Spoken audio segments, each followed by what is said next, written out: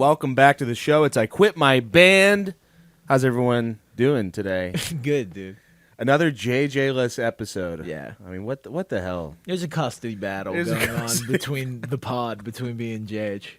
And I got to be here every week mediating. Yeah, if there's an indie album that JJ has absolutely no interest in, he will be absent. And when there's a fuzz rock album that I'll have literally nothing to say about, you might not see me. So Right. Well, he's up. JJ is on vacation, so we'll give him that. But that is true to a certain extent.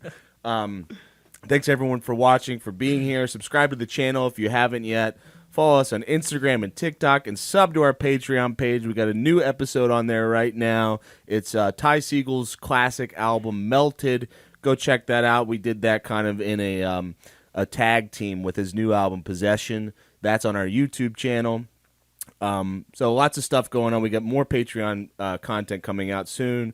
Go check that out. We're just rolling, rocking and rolling. Things have been good in the IQMB space. Yeah, it's been nice. But today, without JJ, we're going to be continuing on with the season of the Chad, with one of the biggest, most anticipated records of the year, Turnstile's new album, Never Enough. We covered the first single of this record a couple months ago, maybe a couple weeks ago. The title track, Never Enough. We talked about our experiences with Turnstile, how much we've listened to them before. But what's your deal with Turnstile?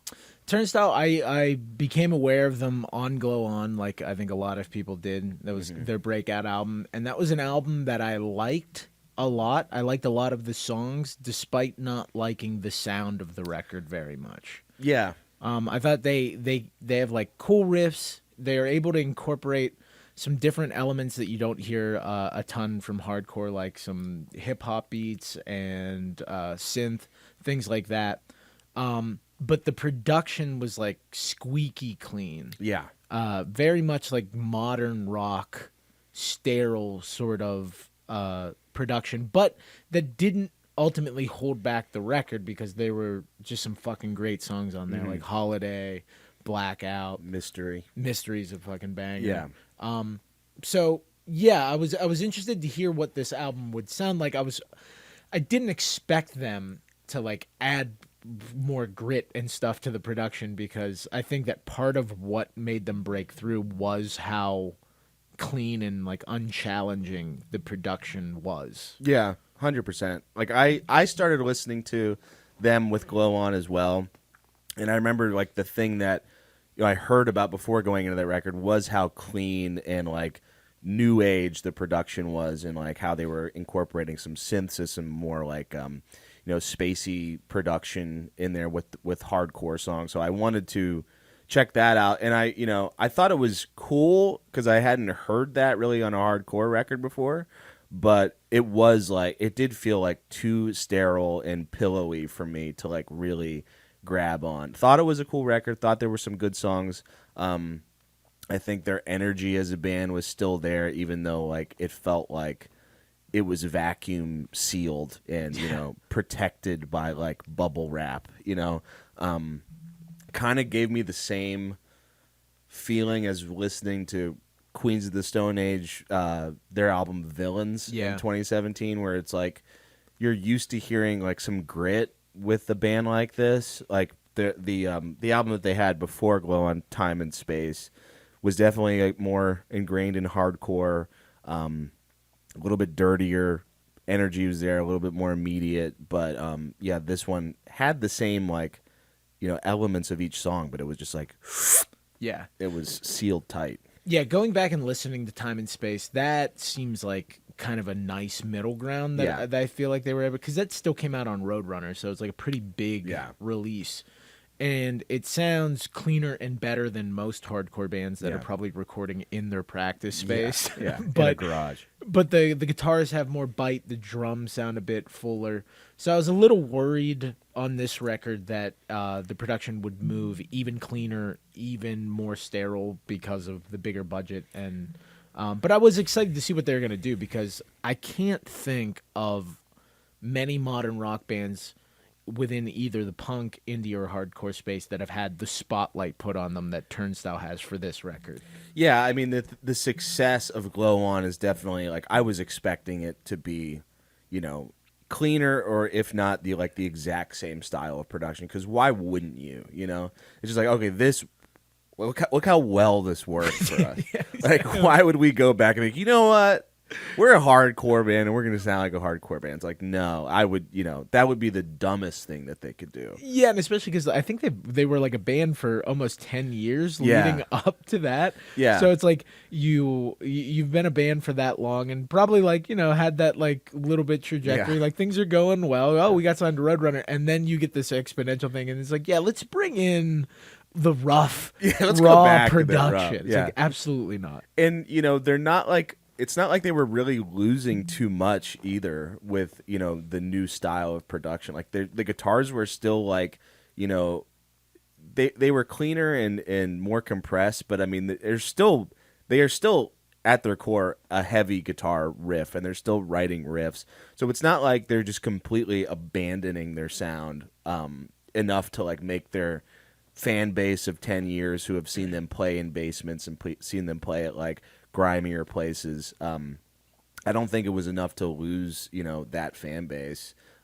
Maybe, make them a little bit spiteful just with the gatekeeping aspect of everything now. Just like, these people don't even fucking know, Yeah, they're still like the heaviest thing that's going to be on Jimmy Fallon. Exactly. You know what I mean? It's not, they're playing on the same shows as Sabrina Carpenter, Right. but it's not like they sound sonically like her. Right. And like, I'm all for that. We've talked about that on the show before where it's like, if this new style of production is going to make like hardcore and punk like more accessible to a wider range of people, then we're all for it.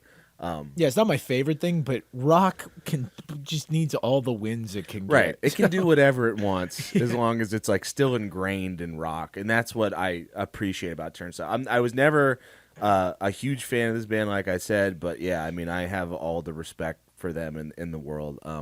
I was excited to listen to this new record because, I dug a lot of the riffs on Glow On and just like, the things that they've been doing to promote this record have been really cool. Like that show they put on in Baltimore, that giant park. Like I feel like you don't see stuff like that happen at all anymore.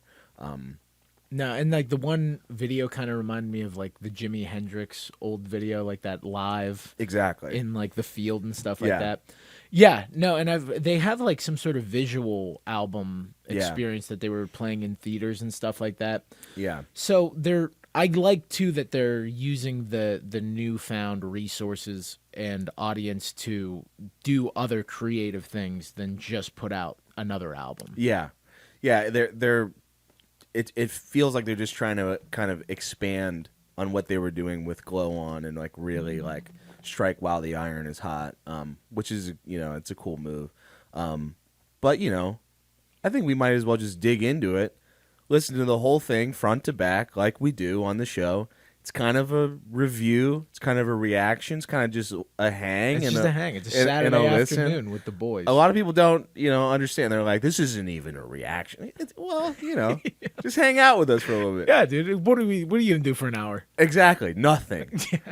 So let's dive in. It's Never Enough It is never enough. by Turnstile. Let's go. It's I Quit My Band. Here's the first track, Never Enough. Mm-hmm.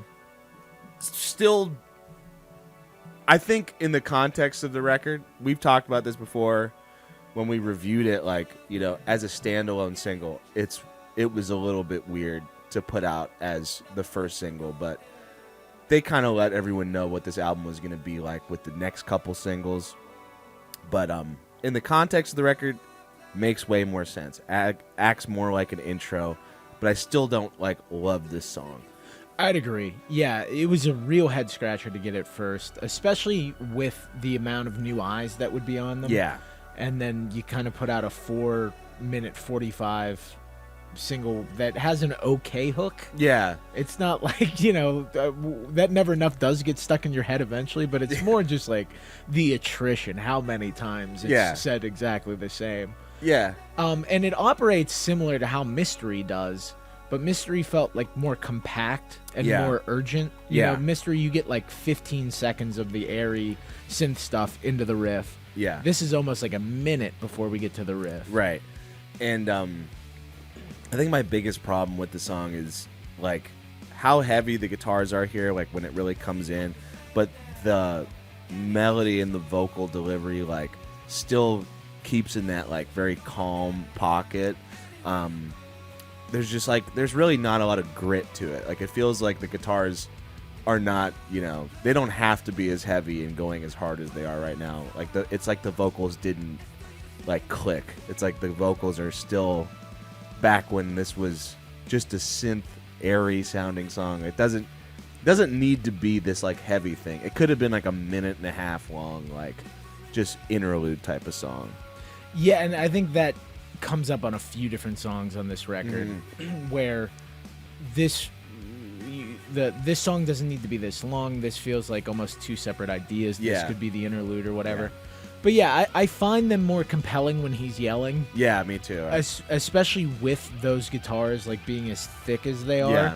I will say, even over Glow On, I feel like these are lacking a bit of the bite that was on there. There's like something in like the high end range that is missing, and I know that their guitarist left. Yeah. And yeah, some of the riffs sound almost like they're trying to recreate certain things off Glow On. Yeah. Both sound wise and in just general like how like the riffs operate. Yeah. But there's just like a little something missing that was on Glow On. I know what you mean by like the high end. Like it does feel just like even more cushiony, like in the background. Like it feels so much more compressed. Still heavy guitars, but there's like they keep losing just that little bit of bite with the guitars as we keep going. And we didn't even say it. The song does sound like the intro of a show about like punk rock high school students, Yeah, exactly. Yeah, where they're at some sort of all punk rock school, and you're the principal trying to hold them all down, and it's just never enough with these kids. It's never enough. Yeah, it's like you're Mr. Belding of punk rock high school. Exactly. Like just every episode is about like one of the punk rock kids, like going to detention because he was drinking, and then you have to have that meeting with him where it's like, you're so much better than this. Yeah. And then they kind of have a redemption arc, and then the credits rolling. Never enough. yeah. And then you walk outside and they've like graffiti tagged your sob. And it's just like, it's never enough. Yeah. Next week on Never Enough. Yeah, Mr. Belding puts the boogers in detention. Mr. Belding has to bail out Danny from jail. Again. I do like how this transition, because we talked about it when we first listened to it. It's like, it's very obvious that this is going to transition into another song. A more of a banger. And we get that it's soul. Yeah, I mean, I think this definitely like kicks you in the ass a little bit more. It reminded me a lot of a song on Glow On. Maybe Endless? Yeah, I had to listen to Glow On again to kind of be like, okay, this is what that sounded like. But yeah, I think most of these riffs and most of these songs will remind you of something on Glow On. Because this is, I mean, it's essentially Glow On Part 2, except just the expanded deluxe edition. You know? Yeah, it does feel that way, that a lot of these songs could have been on Glow On. There's not a whole lot of progression artistically, which I mean, I don't know if I can really knock them that much for if you saw how much people liked Glow On. Yeah. You're like, this is what we sound like now. Right, exactly.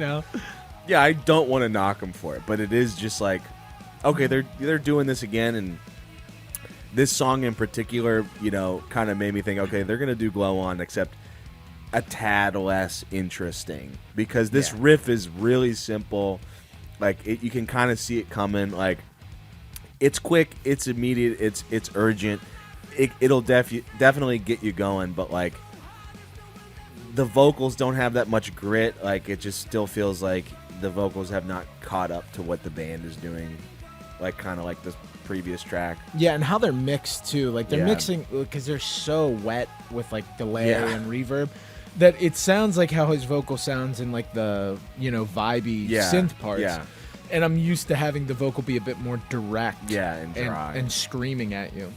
Yeah, it's it feels like most of the atmosphere, like when you're listening on headphones, like it feels like most of the atmosphere of these songs will come from how much reverb is on the vocals. Mm-hmm. Like the drums and the guitars, it feels like they're all just in their own space and they have their own space, and it's like they're not like, there's no like feedback or distortion that really sounds like natural. It's just like everything's gonna come from how much reverb we put on the vocals and maybe some of the synths if we add any in, or maybe like a high-end guitar part like we're hearing right now. Yeah, all the rock instrumentation is pretty like dry, direct. Yeah. And then we're using the vocal to kind of fill out the space, because even with how much synth and reverb is on the vocals, I never feel like this is a very like lush album. No, it's not. Like when the synths come in, they're usually pretty simple. Yeah. Like it's one synth playing kind of chords. Yeah. And maybe another one for like a little bit of color. Yeah. It's never like this big expansive sort of thing. Even this, like, you have the drums here and you're getting that like one. I do like this a lot. This is probably the coolest idea on the whole record. Oh yeah, where everything drops out and then it does that quick cell, and then we finally get he's yelling. Yeah. The Perry Farrell sort of. Ooh, I didn't think about Perry Farrell. That's exactly the guy that I said that you would be like. That's good. I didn't even think about that. There's a couple where it reminds me of Caught Stealing big time. Oh man, big Caught Stealing. Oh man, that's right there. It's been there the whole time. It has been that's there. Really that's the secret sauce of their success. Yeah, I did not know who to compare this singer. I think his name's Brandon Yates. That sounds right. Yeah, I don't. That sounds right. I didn't know who to compare him to, but that is right on the money. But yeah, it's like I don't like. I want to keep talking about that the villains Queens of the Stone Age thing, because I felt like that year, like Queens of the Stone Age was trying to do maybe something like this. That's just a more like modern sound for rock music. Yeah, they brought in Mark Ronson. They brought in Mark Ronson, and it just like did not work out for them whatsoever. I feel like this is basically the same thing, like, but doing it way better. And like this does. I mean, compared to Villains, this is like so much more. This is like Dark Side of the Moon. Yeah, no, yeah. I mean, on Villains, the guitars were so thin. Yeah. John Theodore had nothing to do on the drums. No, nothing. I mean, he sounded like a drum machine. Exactly. Where they still managed to sound like a band, maybe just not the type of band that like hits me aesthetically, like in a place where I'm like, or like want to like really attach myself to. Right. Yeah. You know, like, I know what you mean. I admire this. Yeah. Like some of it's very well done, Yeah. but like how clean it is does hold me back from feeling like very attached to it. And we should say that this song is called "I Care." Yeah. They performed this on Fallon. Oh, did they? A couple nights ago, and I did watch their performance, and I will say this song is catchy. I like, they were doing this kind of style on Glow On, especially on a song like New Heart Design. Yeah, or Underwater Boy. Underwater Boy. I dig it. I just don't like how repetitive. It's the same thing with both verses and with the chorus. It's just like they're not really adding any new ideas there. It's catchy. I like the bass line the most. Yeah, it feels like The Fix or some sort of 80s pop band. Yeah. Yeah, the verses seem long, and the chorus pretty short. Yeah. And he's doing, his vocal style is really, it's cool. I like it. It's a way to like everything he does, I feel like I can like pick up on it, and it's sticky. Like I always will be able to sing, a Turnstile song, kind of like how I was doing before, where I was like, never enough. Yeah. Like, but like I never know what song I'm singing, Yeah, there is part of Glow On and this that almost every song sounds exactly the same. Not in, because obviously this sounds very different than Soul in like creative elements, but like all of the sounds, like the drums always sound like the drums. Mm-hmm. The guitars always have that same sort of character. It never feels like they're like, okay, so we're making the 80s sounding song now, so how do we differentiate it from the hardcore song? It always kind of just sounds like the same stuff. Yeah, like there's this song, and then like the one single they put out, "Seeing Stars." Like I had a difficult time being like, isn't this the one they put out? Like it has basically the same thing. And then I was like, oh, I like that. You know, like one of my favorite songs off of Glow On was New Heart Design. I'm like, it sounds exactly like New Heart Design as well. Same structure, same like vocal melody almost. Like it's just, you know, he's going high and then he comes back down. Like, you know, it's always that. Yeah, everything's presented in very similar ways. Yeah. You know, they're not one of those bands that is really trying to alter the approach based on what the song is doing. Yeah, no, not really on this album for sure. This is Dreaming.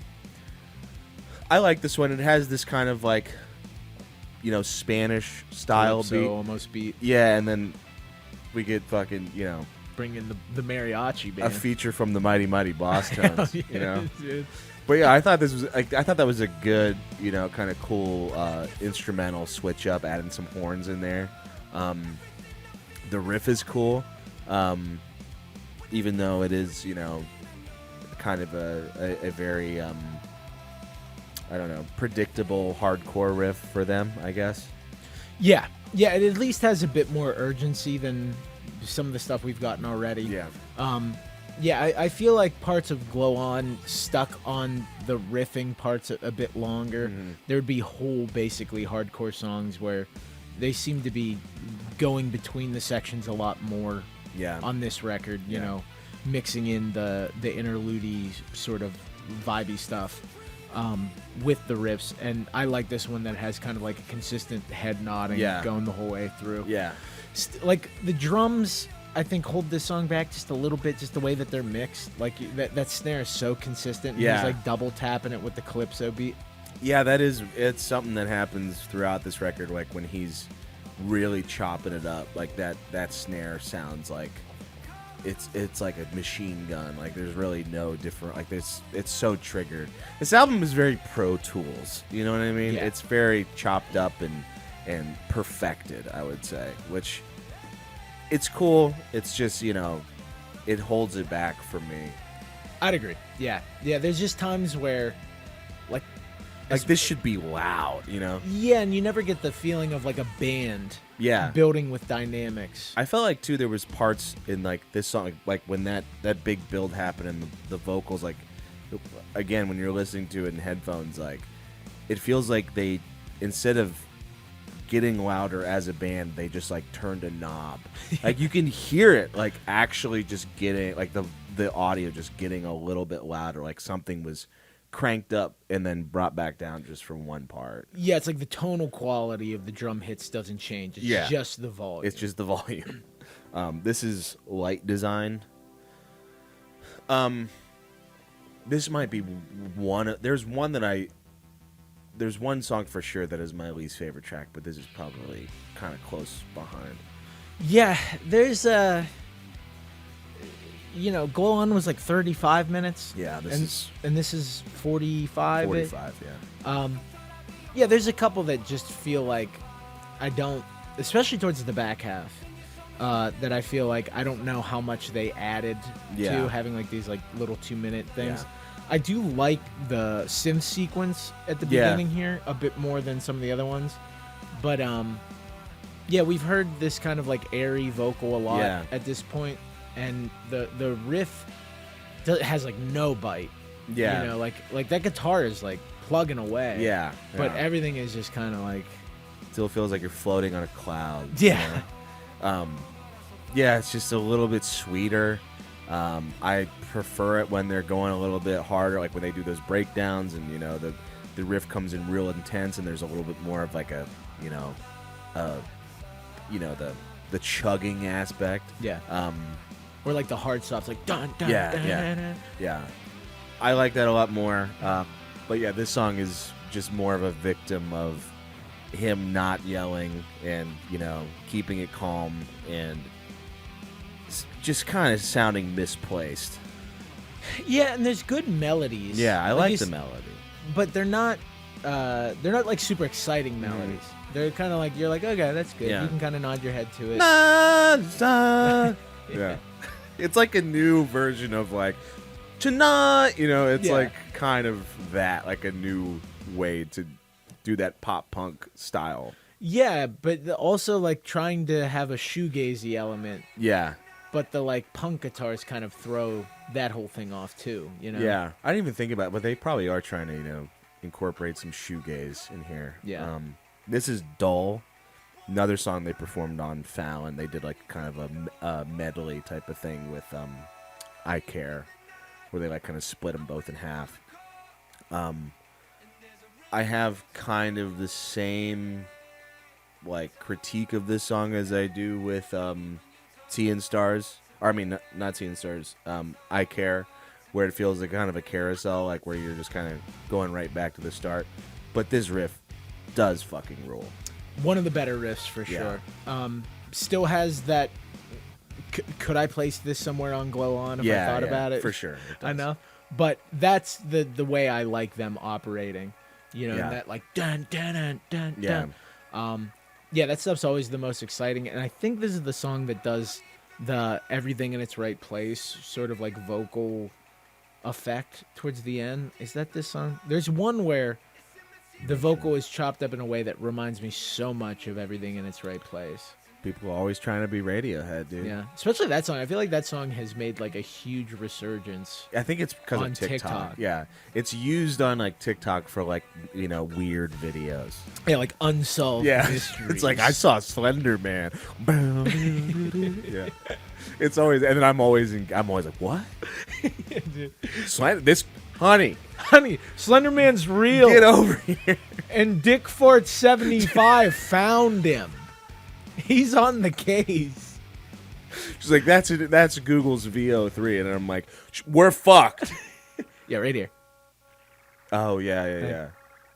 Like it sounds like he's about It to be like, does. yesterday I woke up sucking a lemon. That does sound just everything about this whole part does feel Radiohead. I didn't even think about it, but you're right. Next song is Sunshower. Yeah, I really liked where this started.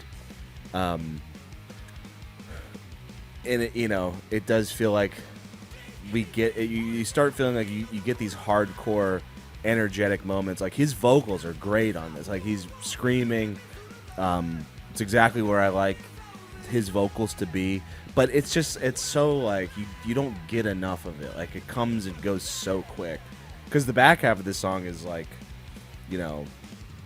what your like new age therapists who use like stones and like would put on like when she's doing like ASMR therapy on you. Yeah, I'm gonna put warm stones on your eyelids while I listen to the back half of the Turnstile record. We're just gonna play the back half over and over again because it's perfect.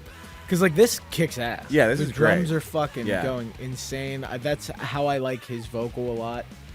There's still a lot more like reverb than I think on some of the stuff on Glow On the Yeah. vocal. Not as direct, but all this stuff is working like fucking drummers, absolutely. Just chopping it And up. and dude. that kind of stuff that they did on Glow On I liked a lot, like in like Blackout. Where Yeah. they, like mix in that percussion element. Yeah. To give like the song something else. Yeah, that's another cool thing when you're listening in headphones. You hear like these little like MIDI drums kind of like going in and out of your left and right ear, which is just really fun.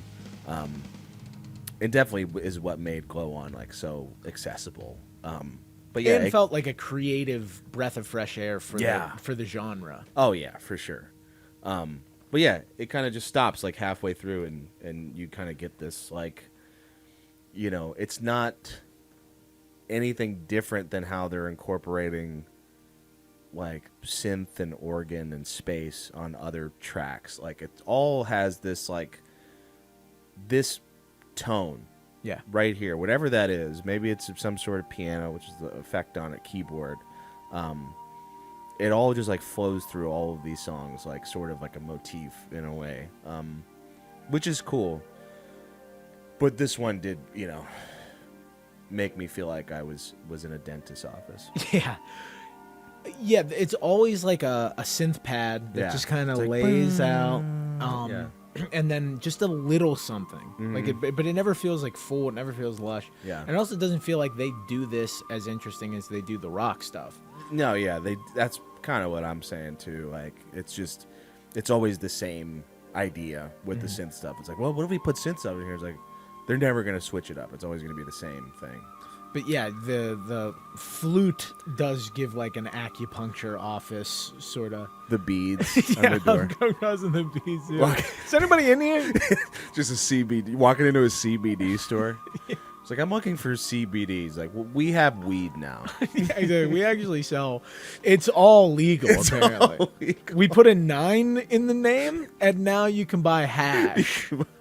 Dude, the last time I went to a CBD store, the guy just literally brought out weed in just a little, like, bottle. It was like a pill bottle. He opened it up. He's like, check that out. It's THAC. I was like, what's that? He's like, difference between THC and THAC is THAC, it only becomes THC when you burn it. Yeah. And I was like, that's weed. Yeah, I don't know what the legal loophole was, but like I was walking through Regent Square and there's a dispensary. It was just like, no medical card, weed. And you're like, what are we doing now? I don't know how they're doing it. This is Look Out For Me. This is maybe my favorite song in the record. Feels like it incorporates all the elements really well, and it's like nice and long too. Yeah, I like these kind of guitar shrieks here at the beginning, even though they are kind of like much louder than everything else. But this riff just fucking like, Yeah. when I picture, like, I didn't, I watched a little bit of that video where they were playing in that field or whatever, and like, if I'm ever picturing that, like, without watching it, I feel like they'd be playing this song. This is incorporating everything they're trying to do really well. Love that little, like, whatever that is, that echo delay type of thing going on in the background. Just neat. Yeah, it's my favorite riff on the album by far. And I think you're right in that this song incorporates all the elements. Yeah. Whereas the last song that we listened to, it's this ripping rocking rager, then just this, a minute and a half of kind of ambience. Yeah. Whereas this one is switching between them effortlessly. Yeah. Has kind of a Rage Against the Machine aspect. Oh, yeah. You know what I mean? That riff, definitely. Like, with the weird... Sleep Now in the Fire. Yeah. Oh, maybe that's it. Yeah. But, like, this part, that background noise feels very Tom Morello, and then getting into that big riff, and, like, just the way that this riff will just make you, like, bounce. It feels so, like, late 90s, Big time. And I like that we're getting the ambience, the pads and stuff, but there's still drums blasting. Yeah. It's not like a drum machine. It's not like a percussion element. And fuck yeah. Just, this is probably the best thing on the record. Yeah. It's, it makes me... I've never done the dance before. You know what I'm talking about? Oh, yeah, to get in the pit and do the windmills and shit. I've never done it. Never skanked? I've never skanked. I've always been the guy right behind the mosh pit or right in front of it that's like, hey. Oh, yeah. Me and you are perimeter boys. I'm a perimeter We see wherever the bodies stop Yeah. moving, and we post up right there. It's not exactly the back of the room arms crossed guy, but it's definitely not.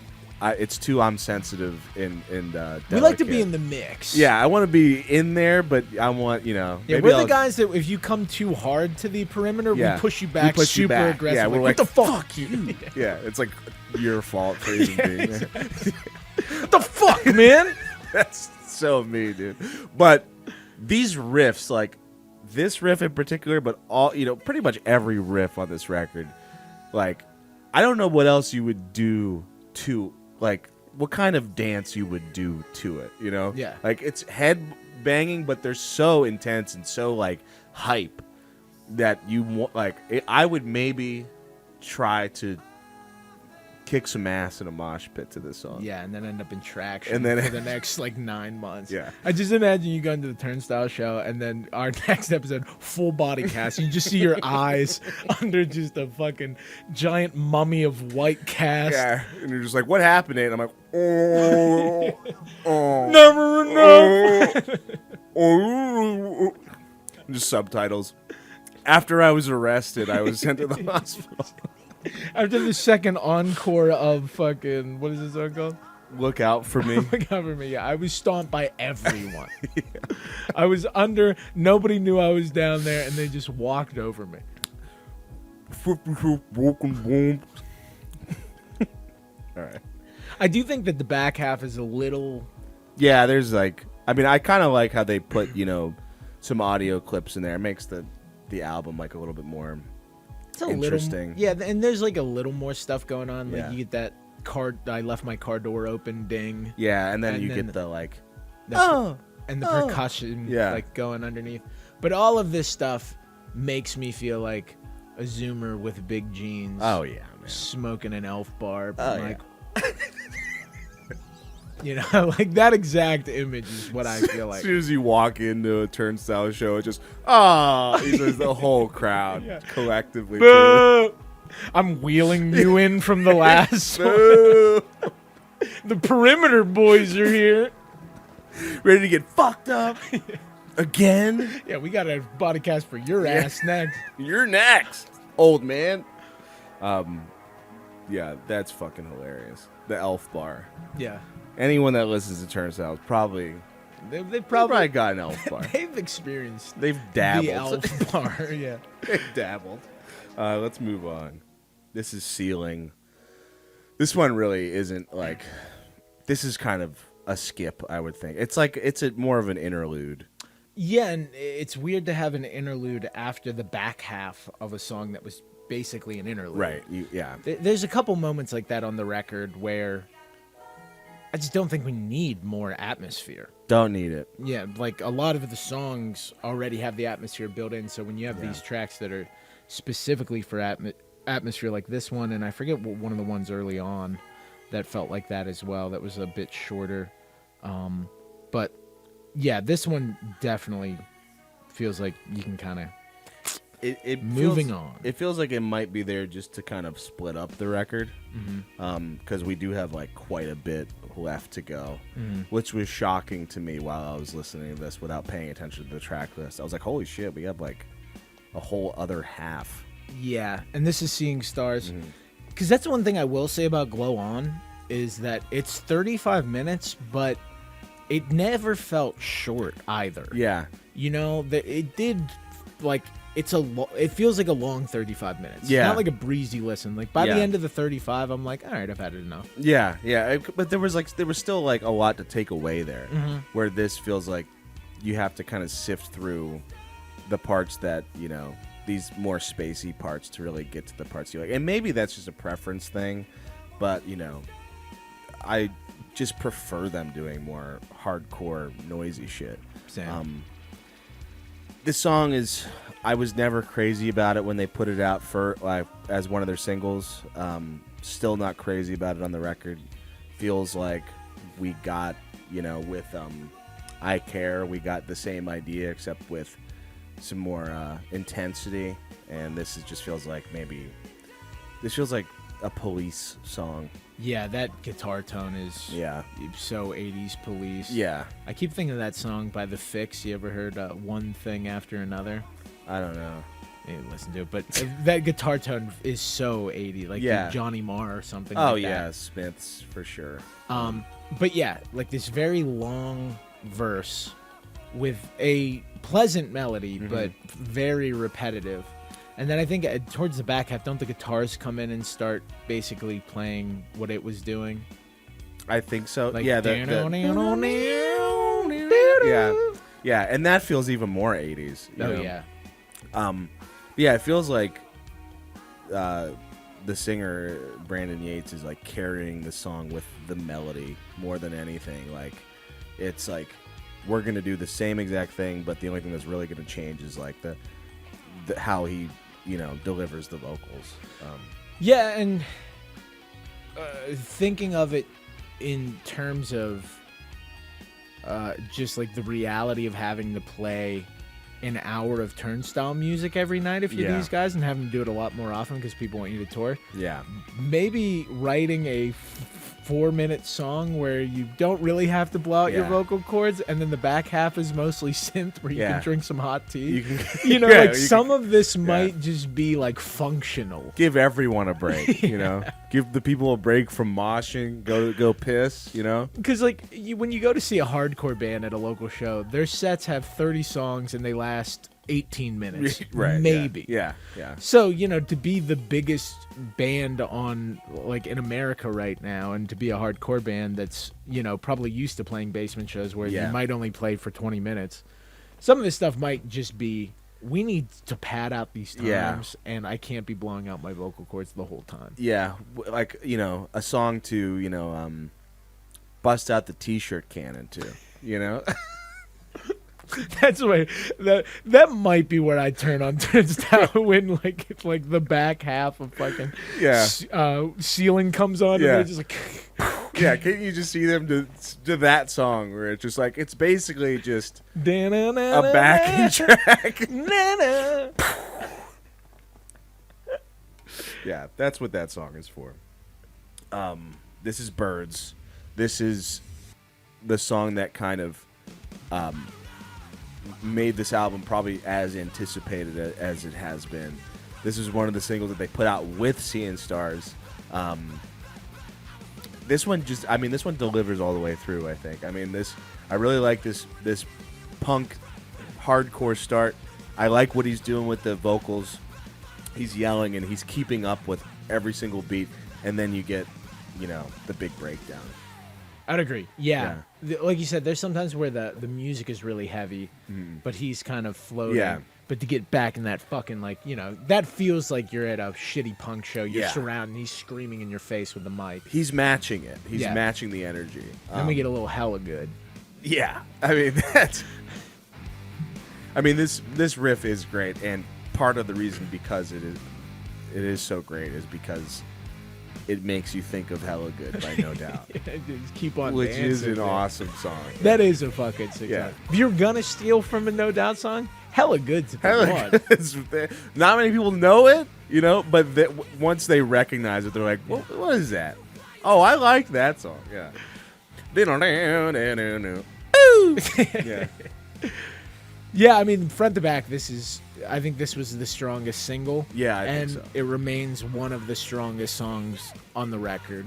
It got me excited for this album. I'm not a huge, you know, Turnstile head. I like what they do. I like their songs, but I wasn't looking forward to it after Never Enough and Seeing Stars. And then this came out. I was like, okay, this is gonna be sick. Like they still are gonna do, you know, the hardcore breakdown thing. This is the next song, Slowdive. Also really like this riff. This is another one of my favorites on the record. Reminds me a lot of Sweet Leaf. It's Sweet Leaf, yeah. Sweet vape, dude. It's that Elf bar. Bubblegum, sugar. It's a THAC Elf bar. It's Fruity Pebbles flavored Elf bar. But also weed. Somehow. It's all weed. Right, I love you, Fruity Pebble Elf bar. I will say, though, that this is similar to the other one where, like, the riff is super heavy, but his vocals kind of isn't matching it. Doesn't exactly match. But it is one of the better riffs, even if it is a bit derivative. There's a lot of stuff on this record that feels somewhat derivative. Like, like we brought out, obviously, No Doubt, but this, and then they're derivative of their last album. Yeah. A lot of it, you know, it's not... I don't think any of it's bad, but it doesn't feel like they're breaking a ton of new ground on the record. Yeah, I mean, like, you know, I kind of hate to say it, but it makes me feel like this is where his vocals start getting really gritty here. I just want to point that out because he does start yelling, and it is like one of the most intense vocal moments on the record. Yeah. I do like that song. Yeah, that's cool. But yeah, I you know, it makes me not want to say it. Maybe I'll say it. Kind of a one-trick pony in a way where it's like, you know, you're gonna bust out a fucking heavy, dirty riff, but like, you know, how many more do you have in your bag? Because you took Hella Good, now you're taking Sweet Leaf. Where else are we going? But you know, that's not really what I'm saying. It's more just like it feels like that breakdown and that like mid-tempo beat where, you know, you're just kind of slamming to just feels kind of overdone a bit. Yeah, I mean, hardcore in general is going to have a limited palette to pull from riff-wise and stuff like that. You know, even hardcore bands that I love, a lot of the shit's pretty similar. Yeah. But I will say that particularly on this record, comparing it to Glow On, it seems like there is a pretty concerted effort to not stray too far from what we did on there. And like the riffs operate in very similar ways. They sound similar. Yeah. Just like the rhythms that they'll choose, the sound of the guitar. And going back and listening to Time and Space, I felt like they were incorporating a lot more different hardcore type elements. Yeah. You would get different types of hardcore within the songs, whereas the hardcore is kind of deployed in very similar ways to kind of, you know, play against the ambient synth stuff, the 80s dancey stuff. But that doesn't make it an unenjoyable listen. Like, I like this song. Yeah, I like this a lot. But at, you know, close to 40 minutes at this point, 35 minutes, you just feel like you've heard some of this stuff already. Like you can kind of predict, you know, what you want out of these songs. You're just like, okay, when are they going to get to that breakdown? Because you always know it's coming, you know. When it doesn't come, it's a little bit disappointing. When it does come, you're like, this is what I wanted, you know. And I've heard it a couple times before. I'm just kind of waiting to see, you know, what different chords it's going to hit, you know. It's just... And I did find it kind of weird to... Because they are pulling shoegazier elements on this to name that song after, you know, one of the... Like, a legendary shoegaze band. I didn't know if that was a thing, but then he uses that, like, slow dive as, like, a lyric. Yeah. Like, to act like a real slow dive. I kind of thought about that, too. But, yeah, I don't know if I made that connection. But this is the next song, Time is Happening. This is my least favorite song on the record. It reminds me so much of a Jeff Rosenstock song. It feels like Jeff Rosenstock or, you know, there's like some song that was like maybe big in the 90s. It's not Harvey Danger, but something like that where it sounds like it's pulling from, you know, like some like American standard, you know, like, you know what I mean? Like not exactly like Yankee Doodle Dandy a bit. It's not God Bless America, but it's, you know, somewhere around there. It has that like sing-songy melody, Yeah, this kind of reminds me of like maybe the back half of You in Weird Cities or something like that. Like very specifically, there's or something off of Worry.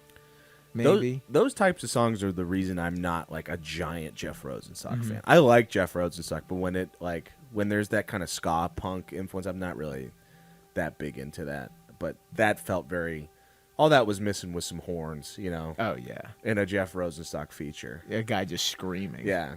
Yeah. Last song, Magic Man. Really disappointing close. I didn't know. I was just like that. I was waiting for this to get like interesting and big, and you know, end this album in a really like satisfying way. But the thing I will say, it stops at a moment where I feel like, okay, there's more coming. You know, maybe another album or something is gonna come right around the corner, but nothing really happening here. No. We've heard the synths employed in very similar ways at this point. These pad sort of, and then just the chords. You know, and it's like the rhythm of the chords is always 1, 2, 3, 4. You know, it's never like a percussive thing or anything like that. Yeah, it feels like the back half of what was the song? Sunshower or any of the songs. Really, Look Out For Me, Sunshower. a little bit of light design. Yeah, Ceiling. it was odd to have this as a closer, or to really just have as many songs that operate, or moments of songs that operate in this very similar way. Yeah. I don't know if they were feeling like that would create this like overarching like vibe to the whole record. Yeah. But it doesn't, or at least not to me. It creates these moments where I'm less interested in what's going on than when they're rocking out.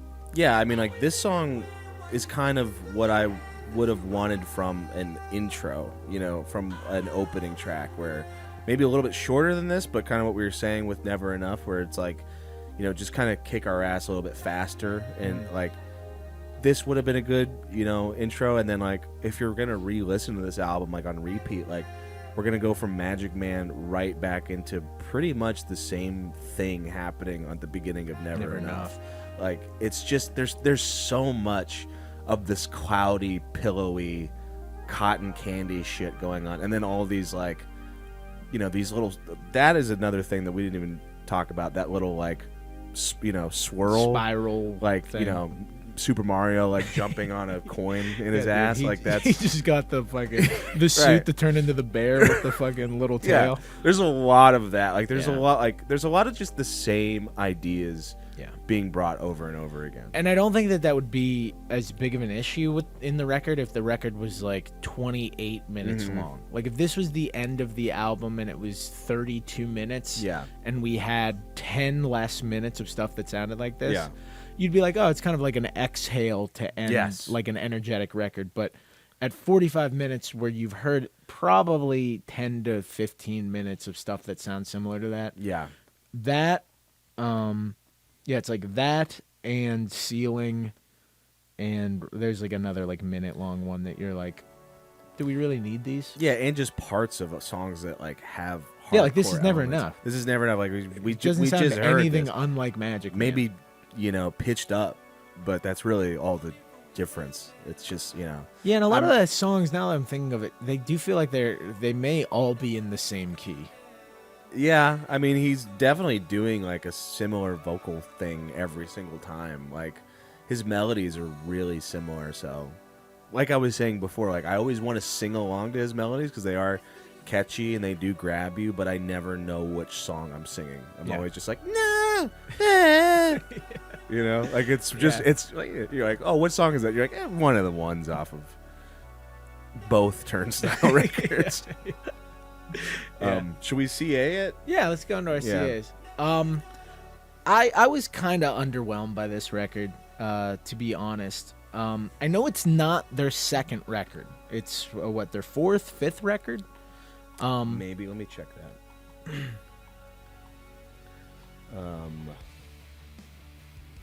Their fifth.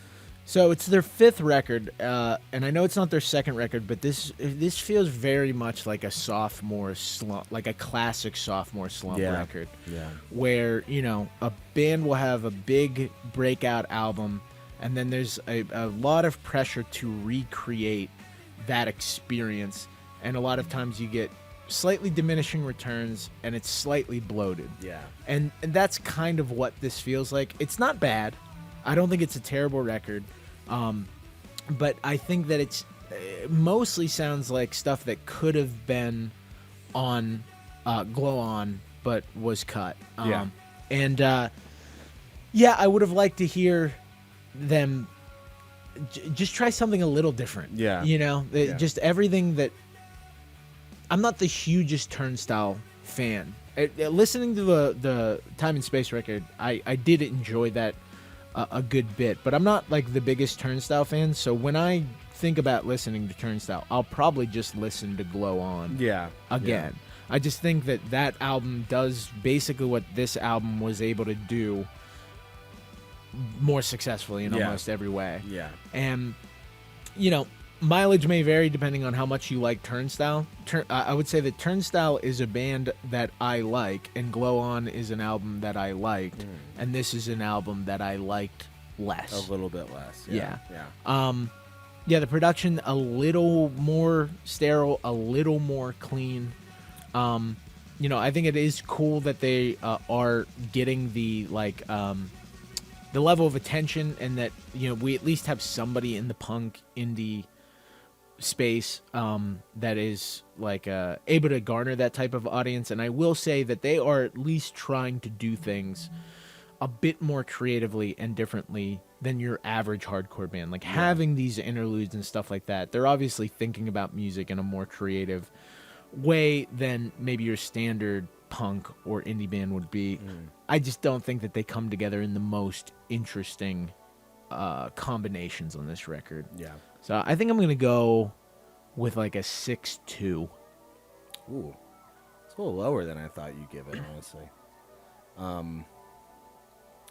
Yeah, I feel pretty much the same to you. I may have liked this record, enjoyed it a little bit more than you, just as like a listening experience. Like I thought, you know, there's a lot of fun songs and a lot of fun moments on here that were, you know, I didn't hate going back to listen to this record. It didn't really bore me or, you know, make me like, there's certain records we listen to that I'm just like, I don't even want to fucking touch that again. Like, like, you know, like the Callous Dowboys record, like that was, you know, something that I probably would have asked for if I was like, I would have, you know, let's make the perfect fucking punk, hard rock, mathcore record. And then I went to it and I was like, Jesus Christ. It felt like doing my taxes exactly every day. So I didn't have that experience with this record at all. I liked a lot of the riffs. It definitely is like exciting and urgent in some areas.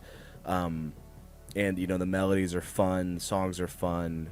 You know, I'm sure seeing them play a lot of the more upbeat, urgent songs live would be amazing. But yeah, while they do have those fun moments there, it's chock full of boring moments as well that happen just way too often. And then, you know, with that and the very sterile production, which was something I didn't love about Glow On, and I feel like they even like kicked it up to the max on here. It just felt like, yeah, this is an album that was like picked over in Pro Tools, you know, and like everything sounds so separate, and like they didn't even need to be in the same room to make this record, or maybe they were in the same room, but like literally different rooms, hermetically sealed. Exactly.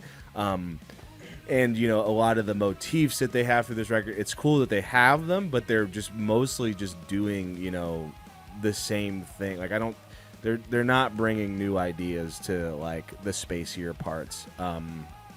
It's mostly just like once you heard that part, they're gonna kind of do that same thing again. The most exciting things on the record are these big, powerful riffs where they do the breakdown and they cut down the speed a little bit, and you can like really slam to it a bit. Like right now, my favorite songs are always going to be the more hard rock songs. I didn't like the, you know, the cushiony experience of getting like a synth interlude almost every song. It feels like that something like that pops up most of the songs, but there were some cool ones to take away. I don't, you know, my opinion of Turnstile hasn't really changed. I like what they're doing. I like that they are like, you know, a spearhead for punk rock right now and bringing it to the more like, you know, a wider audience.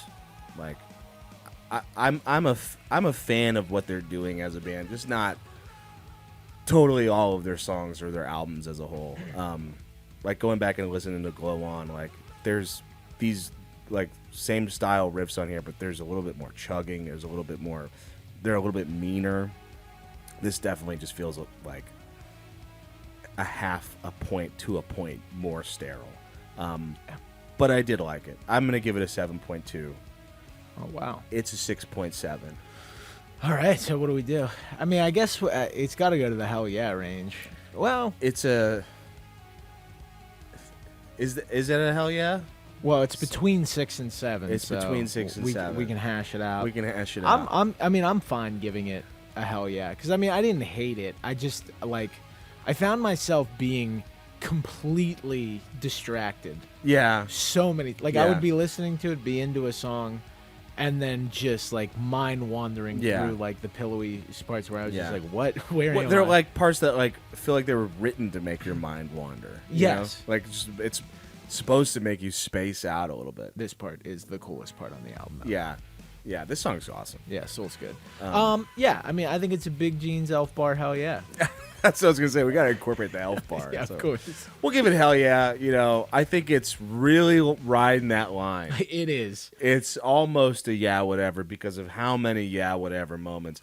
But there also are some hell yeah moments. Yeah, it is the most like yeah whatever hell yeah dichotomy It's the next most to each other. Polarizing. Yeah, the parts that are hell yeah are pretty hell yeah, Yeah. and the parts that are yeah whatever are like you said, doctor's office Yeah, music. it's so yeah whatever. I mean, if JJ was here, Oh my god. this would be a like solidly in the yeah whatever range. I mean, we might be talking a 4 from the middle chair.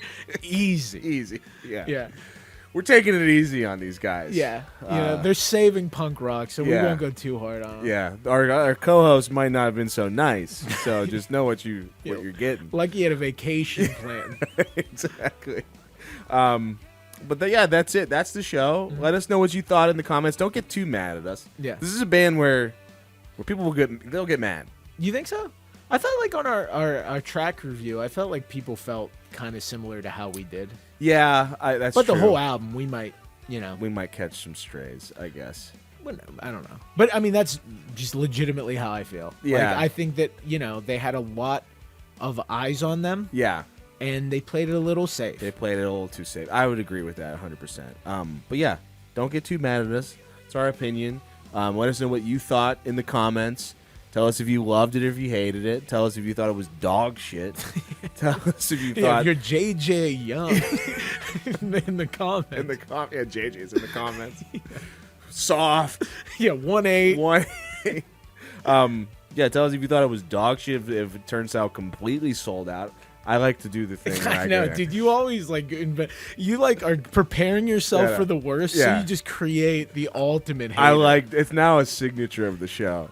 Tell us if you thought Turnstile completely sold out and they suck now, or if this is one of the best records you've heard all year. It's a technique my therapist taught me, where I The create extremes. the boogeyman. Yeah, only a Sith deals in absolutes. But yeah, let us know in the comments. Subscribe to the channel if you haven't yet. Follow us on Instagram and TikTok, and subscribe to our Patreon page for new bonus content. We have Ty Siegel classic review on there now. We have something cool coming next week regarding an artist that's releasing an album next week, next week. It's King Giz. It's King Giz. Maybe we won't. Maybe let's not dance around. Maybe the mystery is what we need. Just tell the people what the fuck. It's King Giz. Yeah. So we're doing a worst of King Giz on the Patreon. And then we're going to be reviewing their new record, Phantom Island. So be on the lookout for both of those. But that's it. That's the show. Turnstile 6.7. Big Jeans, Elf Bar. Hell yeah. We'll see you next time. Goodbye.